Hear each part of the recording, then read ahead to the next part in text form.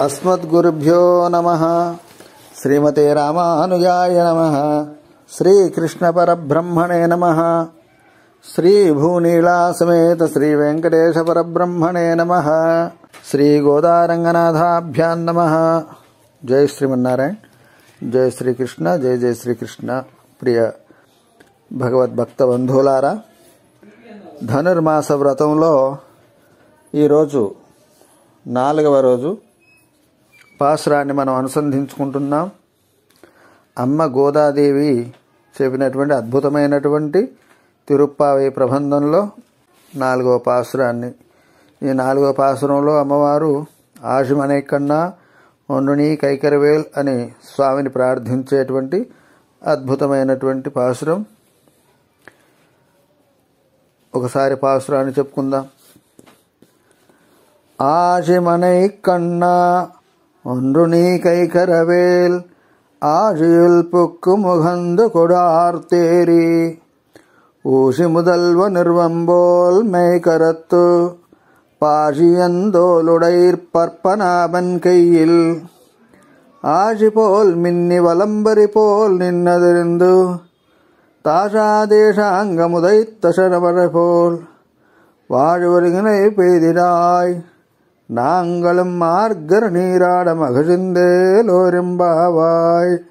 ஆழிமனை கண்ணா ஒன்று நீ கைகரவேல் ஆழியில் புக்கு முகந்து கொடார் தேரி ஊசி முதல்வ நிர்வம்போல் மைகரத்து பாழியந்தோருடை பற்பனாவன் கையில் ஆஜி போல் மின்னி வலம்புரி போர் நின்னதிருந்து தாஷா தேசாங்கமுதைத்த சரவர போல் வாழுவனிகளை பெய்திடாய் నాంగళం మార్గర నీరాడ మగిసిందేలోరెంబావాయ్ అని చెప్పి ఆశమనే కన్నా అని సంబోధిస్తూ స్వామిని మేఘములను వర్షించమని ప్రార్థిస్తున్నారు. మేము ఈ మార్గశిర స్నాన వ్రతం చేస్తున్నాము కాబట్టి మా కోసం వర్షించవయా అని మేఘుణ్ణి ప్రార్థిస్తూ ఏమంటున్నారు? ఎలా వర్షించాలి? స్వామి యొక్క ఆయుధమైనటువంటి శారంగం అనే ధనస్సు నుండి ఏ విధంగా వడివడిగా బాణాలు వెలువడతాయో అలాంటి వేగంతో వర్షం రావాలి. ఏదో చిన్న చిన్న చినుకులు పడితే చాలదు. మరి ఎలా ఉండాలట? అంతవడిగా వచ్చేటువంటి ఆ వర్షపు బిందువులు మమ్మల్ని తాకి బాధించకూడదు, మాకు ఆహ్లాదాన్ని ఆనందాన్ని కలిగించాలి. ఆ విధంగా వర్షించు స్వామి అని చెప్పి నాంగళ మార్గర నీరాడువాన్ అని మగిసిందేలోరెంబావాయ్. ఈ నెల అంతా కూడా ఈ మార్గశిర స్నాన వ్రతం మేము చేస్తున్నాము.